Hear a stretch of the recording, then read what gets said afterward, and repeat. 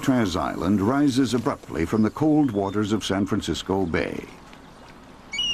Formerly a military fortress, Alcatraz became America's most notorious maximum security prison, housing such incorrigibles as Al Capone and Babyface Nelson. No prisoner ever escaped from Alcatraz alive. When it closed in 1963, the spirits of some may have remained behind, forever imprisoned within its massive walls. I've heard that the hallway directly behind me, Broadway, is haunted, and that if you sleep on the cells, you'll hear the cell doors opening and closing all night long, and that they actually move. Well, I didn't believe it. One night I spend the night, I sleep on Broadway. All night long I heard the mechanism that would operate the cell door. And one security guard told us that he was patrolling. He's the only one on the island. He had gone down a flight of stairs into the shower room. He got to the bottom, he stopped, and then he felt this hand touch him on the back of the neck. Jumped, panicked, looked around. Nobody was there. We would have fun greeting him for the next couple of weeks. You walk up behind him quietly and put a hand on him and hair would go straight up. Cell Block D held the prison hospital and served as an isolation unit for prisoners like the Birdman of Alcatraz, Robert Stroud, whose cell many say is haunted. There have been ghosts seen, there have been mediums that have been up in the hospital and had seances and heard voices, had the presence of a spirit. There is also hydrotherapy, a room where they put people into the bathtubs. Prisoners, if they became emotionally upset, would be put on a table, cold towels wrapped around them, and put basically into a trance. No prisoner was ever executed at Alcatraz, though there were 8 murders and 5 suicides. Still, unexplained events continue to take place. I know several people who refuse to be out here after dark because the voices start talking to them. I've never seen any ghosts out here, but there are nights that I've walked down the hallway and you almost hear prisoners in their cell brushing their teeth, combing their hair, the squeaking of the beds, those type sounds, even when there's nobody here but me just walking around.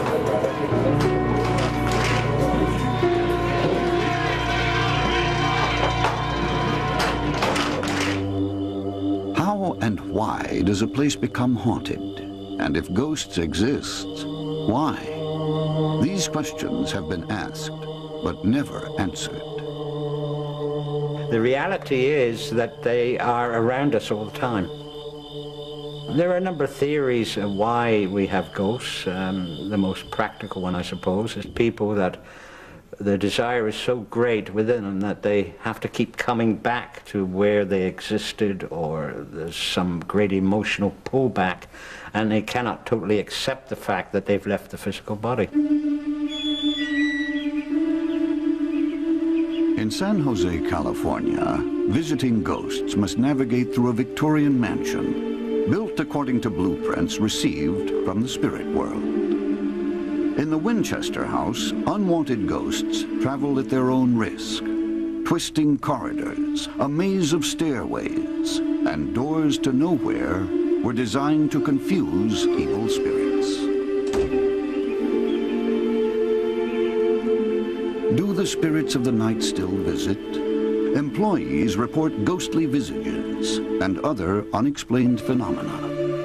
The first time I was actually alone in the house, I wandered off into one of the closed-off rooms. I guess it was one of the servants' bedrooms, and I let the door close behind me, and it felt that the air pressure got really heavy in there, and it felt like the walls were getting closer, and I had to get out of that room really quickly. A lot of people have claimed to see lights in that room, and there's no electricity in the room at all. And I hear, footsteps and creaking boards and whisperings whenever I'm cleaning in the house or whenever I close in the house, and there's nobody in the house when we're closing it. The mansion was built by Sarah Winchester, heir to the Winchester firearms fortune. William Winchester. William. When a Boston medium informed Sarah that the deaths of her husband and only child were brought about by evil spirits slain by Winchester rifles, she was advised to head west. In California, Sarah transformed a simple farmhouse into a mansion for the spirit world. Here, she was safe. For as long as Sarah kept building, she would be protected from vengeful spirits. For 38 years, 24 hours a day, construction continued, even after losing 3 stories to the San Francisco earthquake in 1906. Today, the house sprawls over 6 acres of landscaped grounds. It contains 160 rooms, 47 fireplaces, 13 bathrooms, 52 skylights, and nearly 10,000 windows. Tiffany glass, rare woods, and other building materials of the highest quality were used extensively, adding to building costs that totaled nearly $5.5 million when construction ended after Sarah's death in 1922. Midnight until 2 a.m. were the ghosting hours at the Winchester house. During this time, Sarah contacted the spirit world for guidance. We've had some seances in the past where we've had different psychics come in and conduct a seance to see if they could raise the spirits of either Sarah Winchester or anybody else who was involved in the construction of the house. And we've had a couple of psychics say that there are spirits in the house, 3 spirits to be exact. There was a seance held a few years back inside the Daisy bedroom, and from what I've heard, a woman named Antoinette May and another man were staying alone in the house that night. And about late in the evening, the woman started to hear organ music coming from outside of the Daisy bedroom where they were staying. Well, the man didn't hear it. That is until he opened the door to the Daisy bedroom. And when he opened the door, he could hear it, only she couldn't hear it anymore. They closed the door for good, and that apparently disgruntled the spirits, as the next thing you knew, the floor was shaking very violently in the Daisy bedroom. The next morning, there were no reports of an earthquake, but there were 2 broken keys in the pipe organ down here in the Grand Ballroom. Some believe Sarah Winchester still haunts the house. The tour guide had said he came into the room where Mrs. Winchester died, and he noticed there was an indent in a pillow. And he fluffed the pillow back up, and he came back a little while later with the tour, and the indent was back in the pillow. For Sarah, the Blue Room was the soul of the mansion. Here she made contact with the spirit world. No one ever entered the room while Sarah lived. Some believe it's still a doorway for visitors from another dimension. So what I'll do is go up and get a primer and... we were coming to work and we were talking about what we were going to be doing. Skylight. And I turned around and looked down the hallway and I seen a man standing there. And then he disappeared. We went down to see if somebody was in the house, and there was nobody there. I never believed in spirits or ghosts or anything. Yeah, so, I didn't either. But I do have a belief now that there is something in this house.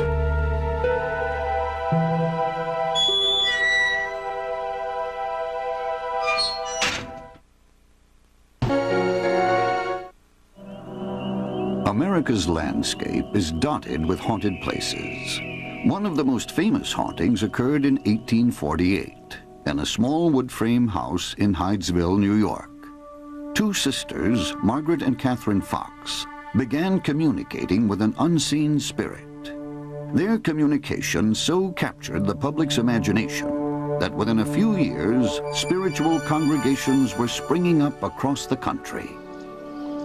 On the banks of Cassadaga Lake, near Jamestown, New York, a group purchased property to build a spiritual community, christened the City of Light. Today it is known as the Lilydale Assembly, one of the largest communities of spiritualists and mediums in the world. Spiritualism is the science, philosophy, and religion of continuing life.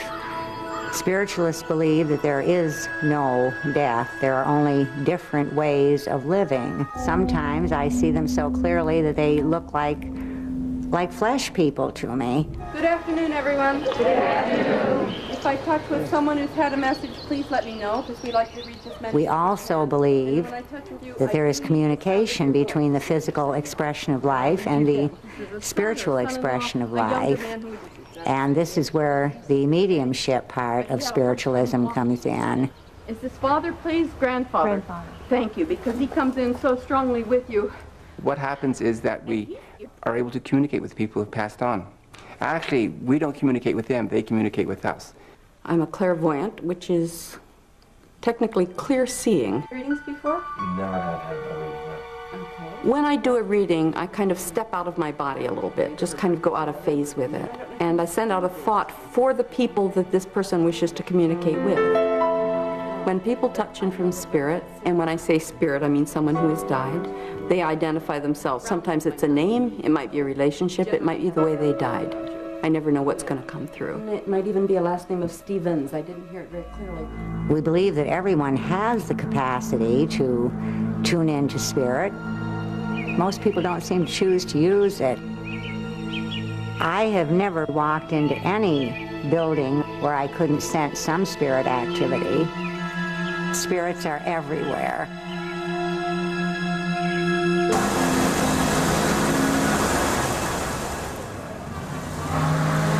Far to the south of Lilydale, New York, the waters of the Mississippi arrive at a city with a soul and character all its own. New Orleans is a place where time seems to stand still, where the past mixes with the present, the living with the dead.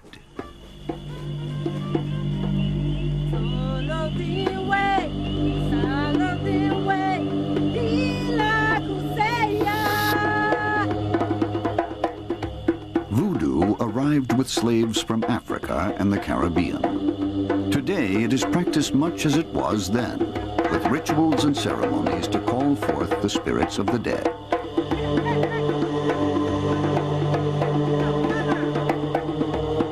A frequent guest is the spirit of Marie Laveau, the feared and respected queen of voodoo. Marie was said to be over 100 years old when she died, and as beautiful as ever. Today, her grave has become a shrine to her many followers, who pay homage by leaving small gifts and strange markings on her tombstone.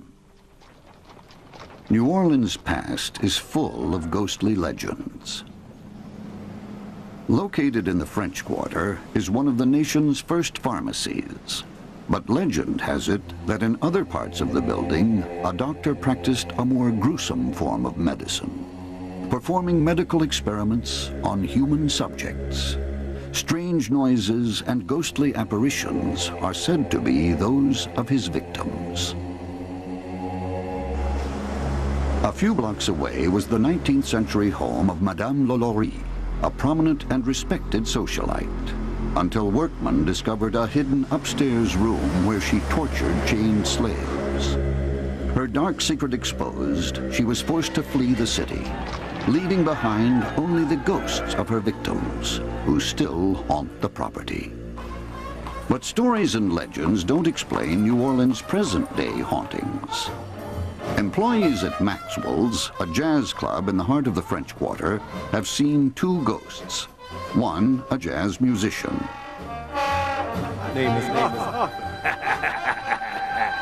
The other, a doorman, supposedly killed in the club when it was a mafia hangout.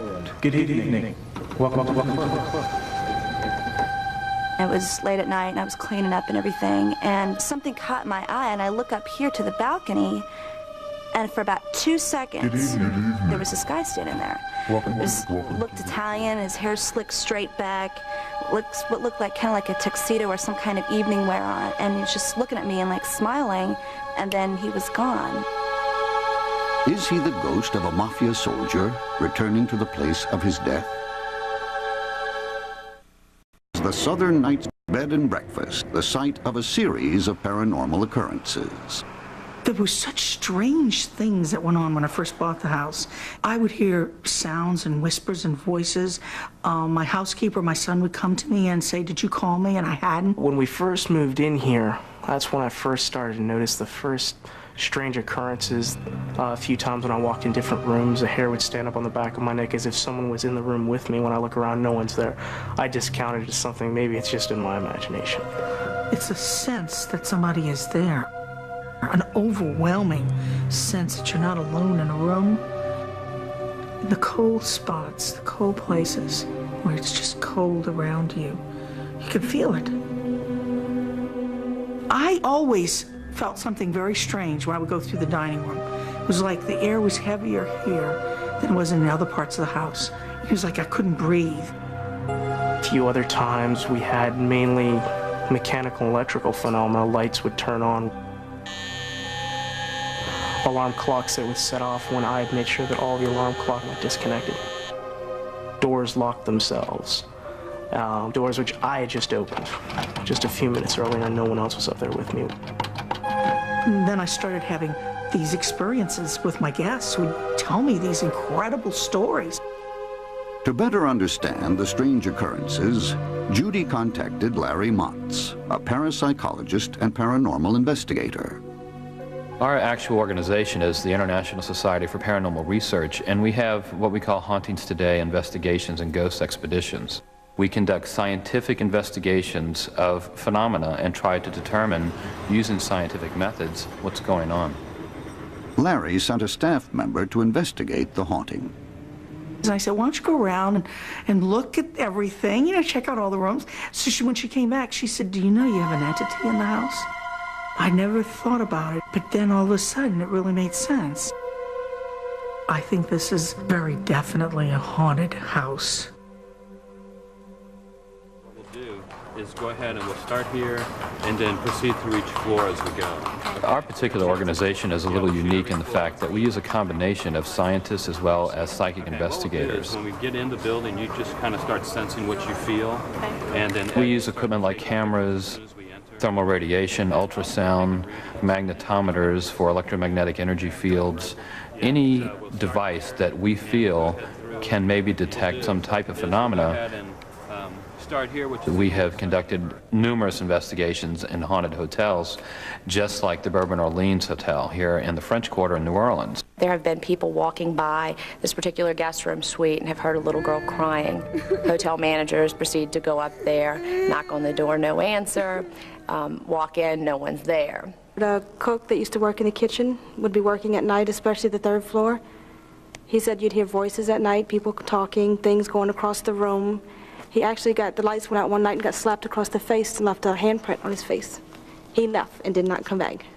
We talked about doing an investigation, and it was very much encouraged by the hotel, and that was when the people from Hauntings Today decided to come in and do the investigation. When we first entered the property, of course, the psychic said that they were definitely feeling energy that was a little unusual as we walked in. I get energy's impression up here, and mostly from the psychic investigators that we use, what they do is they actually give us additional information in a site.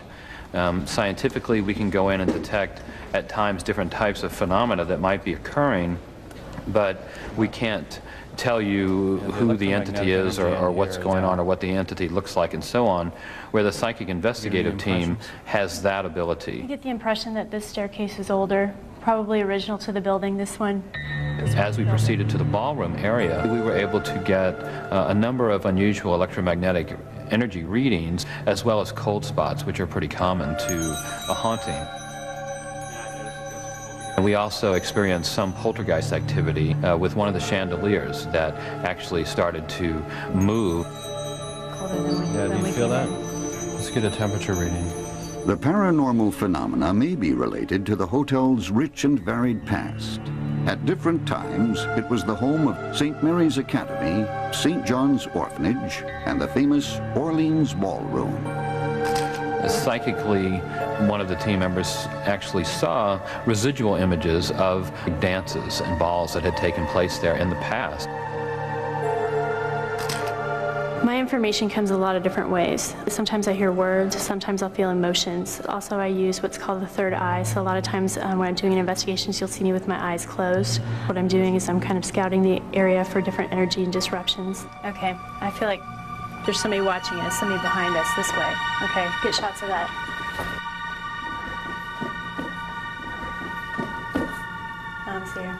gone. But we were able to actually locate several entities in this particular property on the investigation. One was a Confederate soldier and officer that did appear to us in a hallway. You see that image down the hallway around the corner? Yeah, and we kind of chased down the hallway, but weren't able to find him after that. Others have also seen ghostly entities. Doing turn down, which is turning the rooms down at night. They give you a list of vacant and rooms that you need to turn down. When you close the curtains at night, you look across the courtyard, and I saw a nun sitting in a window in a vacant room crying. At first we had gotten kind of an impression, or a psychic impression, of a person standing all the way at the end of the hallway. And as we approached it, this nun appeared. And she turned quickly and moved through one of the doors of the room. And as we entered the room, of course, she disappeared.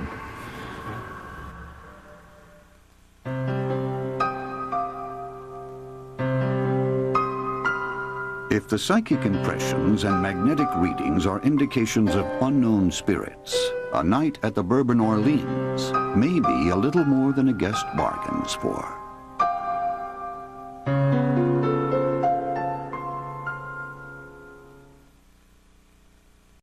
There is very good evidence which suggests that most individuals do seem capable of picking up information without using their senses, what we call extrasensory perception. Now, that's rather different, however, than experiencing ghosts, although people who do have this sensitivity may in some way, you know, pick up on things in locations that other people do not.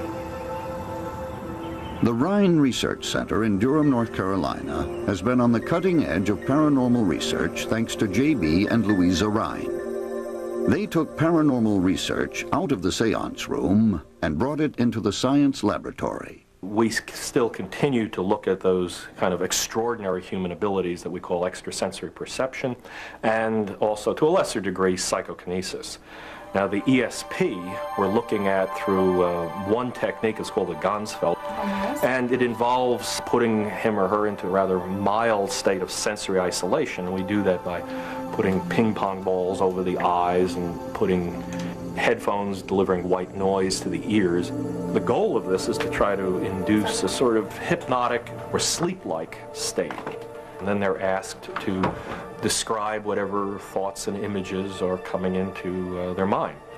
Now, in another room, isolated, somebody will be looking at a picture and trying to communicate it to their partner in the other room. Well, it's not a clear image. It seems foggy. While the Ganzfeld may be the tool to open the doors to the understanding of ESP, the detection of ghosts and hauntings is more complicated. There's no real evidence that any individual can dial up a ghost and will communicate with it. Despite Ghostbusters and X-Files, there are no simple gadgets that will detect ghosts. But ordinary cameras have picked up some rather unusual images. Are these photographic tricks, imperfections in the processing, or concrete evidence of the existence of visitors from the world beyond? Our nation's capital has experienced more than its share of hauntings and paranormal phenomena. One of the reasons Washington is so fascinating as a haunted city is not only because of all the power that's been involved, past and present, and the forces, if you will, but also the people who have verified these sightings. Presidents and first ladies have seen ghosts, congressmen and senators. The most dramatic case was Her Imperial Majesty Queen Wilhelmina of the Netherlands. She was visiting the president, and she was put in the Lincoln bedroom. Very, very late at night, she heard a knocking at the door, and there stood Abraham Lincoln. A few blocks from the White House is the Octagon House, a building dating back to the 1700s. Here, legends abound of unusual occurrences and visitors from the dead. The Octagon is a National Historic Landmark and one of the premier buildings in the history of Washington, D.C. It was built by Colonel John Taylor III, who did so at the insistence of his friend George Washington, who wanted to see something developing here in this land that had nothing in it at that particular time. We have a ghost file, as we call it, and we keep all the documentation that we can find on any ghost stories that have been told.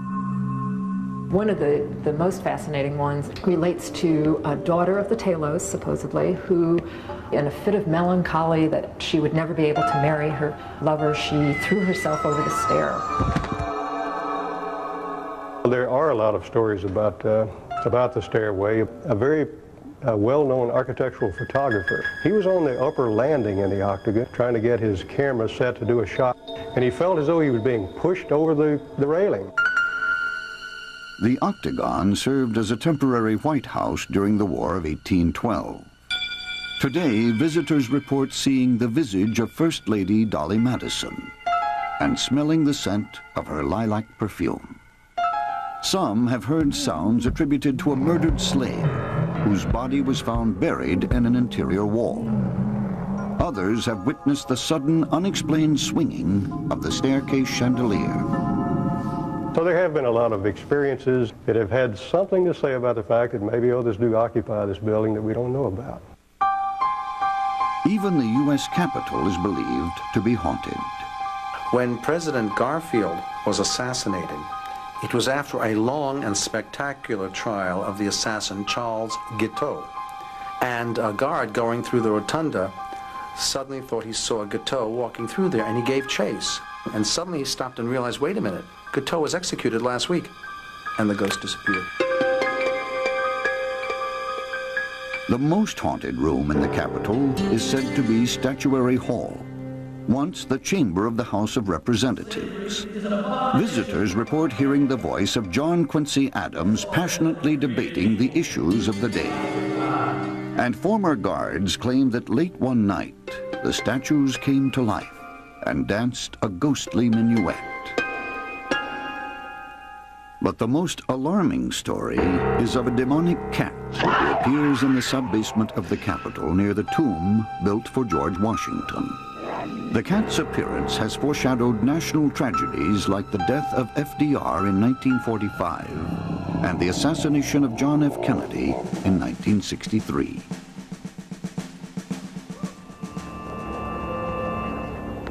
History books describe John Bell's 19th century Tennessee farm as a battleground between good and evil.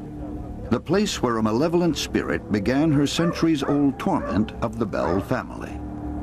Known as the Bell Witch, she was said to be Kate Batts, a spurned lover, jealous of John Bell's wife and family.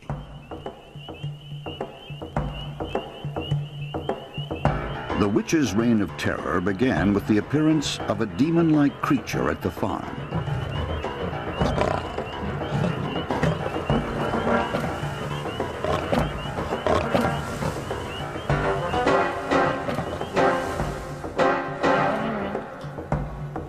Soon afterwards, a mysterious presence descended upon the Bell home.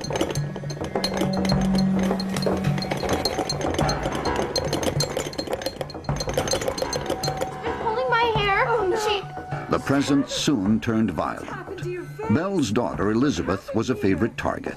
Her hair was pulled and her face bruised by the evil presence. And the Lord spoke to the unclean spirits in the body of the woman and said, "Be thou gone!" The family appealed to their minister, who attempted to exorcise the evil spirit. Let us pray. John Bell was mercilessly beaten and tormented by his unseen foe.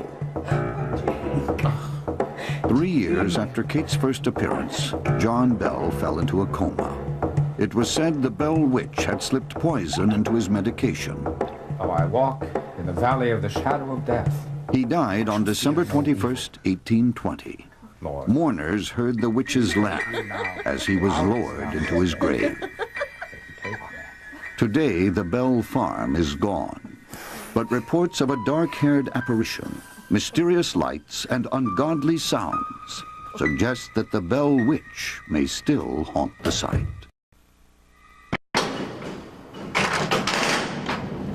Demonic forces are also blamed for the murders committed by Robert DeFeo, now serving a life term in prison for his crimes. DeFeo began his journey through the gates of hell in November of 1974, when he murdered his entire family as they slept. Today, the murders are all but forgotten, as novelists and scriptwriters have taken over, creating a series of books and films about a haunted house, the Amityville Horror. But is that where the story ends? Without question, the Amityville Horror House is one of the greatest hoax stories and one of the greatest haunted house stories this country has ever known, if not the greatest. Absolutely. This was concocted by a novelist, Jay Anson, and the Lutz family, who bought the house, lived there for 31 days, ran out screaming some stormy night, they said, and then went on to write a best-selling book. DeFeo and his lawyers claimed he was driven by demonic voices to commit the murders. And while no one doubts that DeFeo was the murderer, what about the claims of demonic possession and the subsequent hauntings? Now, how do you still believe something happened after the principals tell you, no, we made it up? But still, people want to believe it because it does capture your imagination that in this beautiful house, some of the most bizarre things go on, and that appeals to our darkest fears. Others demand more objective proof.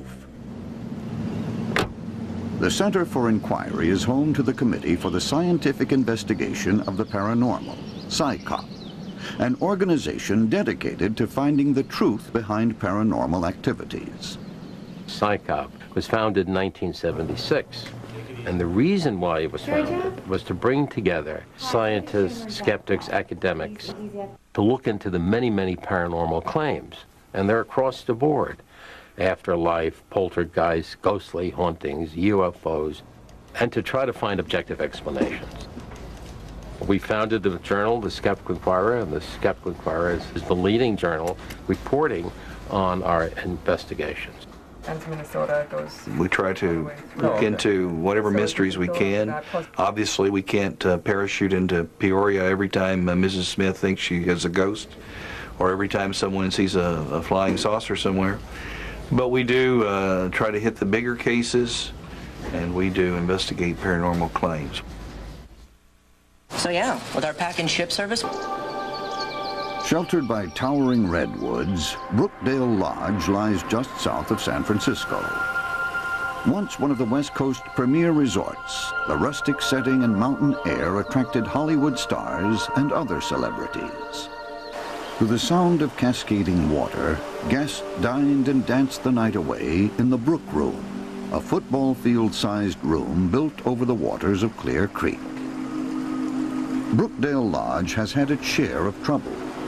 A fire, flood, and the tragic drowning of the daughter of a former owner have left their indelible mark on the hotel. Perhaps they're why so many guests and employees are convinced it's haunted. Elon and I were cleaning up, getting ready to go, and I had heard some faint music, and I stopped and I said, Elon, do you hear that? And he said, yeah, I do. It was a mixture of people talking in the background and music, old-time music. And we thought someone had broken in and was just having an after-hours party. So we got the keys and we were going to go in there and kick everybody out. And we opened up the doors and everything just seized. Nothing. We didn't know what it was. Still don't know what it is.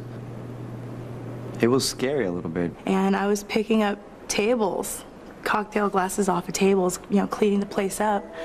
And this ghost appeared and she just glided across the floor. And I just picked up those glasses as quick as I could and tried to get out of here. Guests and employees have reported another haunting, that of a mother and her young daughter in the Brook Room. Are they ghostly specters reliving an earlier tragedy? It was about midnight and I was closing up, making everything was sure everything was secure, and I heard a little girl. I said, oh no, a little girl must be locked in here. So I went into the mermaid room and I opened up the doors and I saw an image of a little girl with braids. She had blonde hair. She looked about 7 years old. And the closer I got, the image disappeared. And so I was so certain that there was a little girl in there. I searched the whole place. I looked under tables, everything, and there was nobody in there. To help explain the mysterious occurrences, Joe Nichols from the Center for Inquiry was contacted to investigate the property. I think the first thing that one tries to do with a haunted house is to gather data and see whether there is evidence, first of all, for some kind of hoax. Brookdale struck me right away as not having the characteristics of overt hoaxing or prankery. This is where it all comes down to, Brooklyn. Another type of case would be where something real is being misperceived. You've seen something here or had some experience? Yes. And so I proceeded to see if I might find some plausible explanations for some of those phenomena. And I also gave them a questionnaire that is used to measure their perceptive ability, their imagination, and so forth. Also investigating the haunting is Lloyd Auerbach, a San Francisco parapsychologist. His team will work with professional psychic Annette Martin in uncovering the ghostly secrets of the Brookdale Lodge. In the field of parapsychology, we look at interactions of the human mind, living or dead, if you want to look at it that way, with other minds, with the environment. The idea that the human mind can receive information from the environment and from other people, or the idea that the human consciousness or spirit survives the death of the body and somehow can cause some sort of impact on the environment. I work with things like using a magnetometer because geomagnetic fields, magnetic fields of the Earth, had in fact shown a correlation to people's ESP and psychokinetic experiences. I also tend to use people I trust who call themselves psychics or sensitives. Everyone has an electromagnetic field around their body, and I have the capability of being able to read that. Immediately when I came in, I saw a young girl. And I asked her her name, and she was very shy and very demure and didn't want to give me her name, but she said that she liked to be called Katie. And she followed me around quite a bit while we were looking to see all the different energies. I was quite surprised. Suddenly I felt this pull on my jacket. I just felt the presence of the little girl again. Behind me is like she's following behind me. And I turned around and there she was. I could see her. Pretty steady high. Yeah, I felt her kind of pulling on my coat a little bit. It's like they're moving. As we looked, all of Lloyd's meters were showing that the energy was quite high in this area. Where you pick up a high magnetic reading seems to correlate to a spot where people are having an experience. You got to look at this as a possible what we call haunting, and that it is a memory in the environment, so to speak. It's like the environment records something that happened there 10 years ago, 20 years ago. I think it's a good place to take a shot. Occasionally Polaroid film, for whatever reason, seems to get some very unusual patterns on it during real high spikes of the magnetometer, and also sometimes when the psychics take a picture now, because they think they're picking up something. Something's going to come out. And I feel that Brookdale Lodge has a great many of the ghosts who come and go. Getting much higher. There's something out of the ordinary going on here in people's experience and in the environment based on our readings and based on what the people have picked up. And this is warranting a second visit for sure. I have not seen anything that seems to me evidence of haunting or supernatural activity here. But I have seen a correlation between the people who don't believe in ghosts here, who therefore have never seen one, and those who do believe, who do experience ghosts. I sometimes make the conclusion that ghosts must be believed to be seen. You know, I like to think that there's an explanation. I was seeing things or whatever, but I wasn't looking for anything, and I don't know, I just think that there's a lot of history here, and I think that there's a lot of good times we're here, and there's some souls that don't want to leave. America's haunted houses occupy a deep place in our collective psyche. And even if ghosts don't exist, people want to believe in them. If we have a belief in life after death, then the experience of an apparition or thinking one's seen an apparition can be interpreted as a departed soul. I have been in houses where the noises and the manifestations with witnesses are so profound that one has to believe there are things that do go bump in the night that we cannot explain. There really are no haunted houses or haunted restaurants or haunted inns, only haunted people. That's the great secret of hauntings, is it's in the mind. I don't think any of us know really where we're going to go when we die. And I think sometimes you run into a place where you can just get a glimpse of that.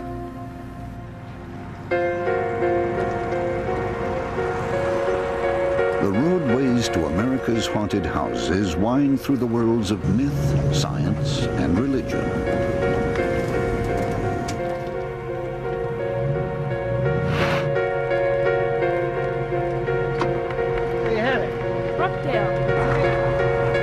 For skeptics, ghosts and hauntings are merely attempts by believers to explain the unknown. But for most, the truth is a genuine mystery, as elusive as the ghosts themselves.